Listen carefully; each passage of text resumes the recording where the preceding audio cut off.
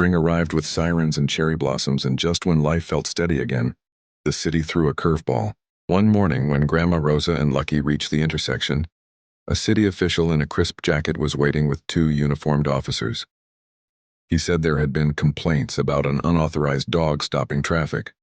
Rosa's hands shook as she listened, her heart pounding louder than the street noise. Lucky sat still, sensing the tension.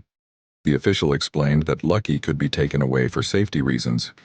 Rosa felt the air leave her lungs. She tried to explain that Lucky had saved lives, that people depended on him, but rules were rules. One officer reached for Lucky's leash and Lucky whimpered softly. That sound broke something open in Rosa.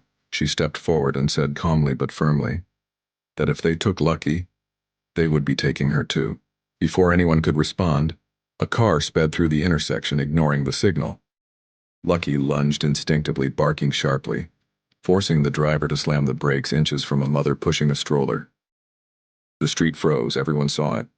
The officers exchanged looks. The city official's face changed. A crowd gathered quickly. Neighbors, shop owners, commuters, even the bus driver who'd once nearly hit Lucky. Phones came out.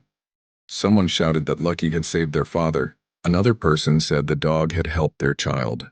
The moment went viral before the officers could say a word. The official cleared his throat and stepped back, suddenly unsure.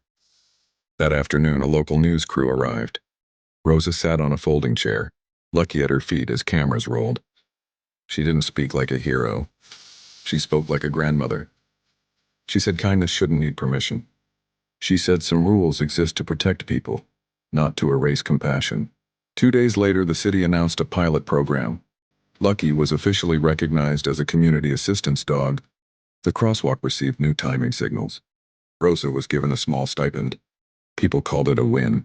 But the real twist came quietly. That night, Rosa collapsed again, this time worse than before. In the hospital, she held Lucky close and whispered that he'd done enough. Doctors spoke in soft voices. Rosa smiled, peaceful, and told Lucky to keep going.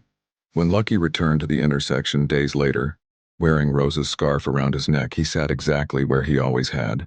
The city moved around him, and everyone knew this crossing would never be the same.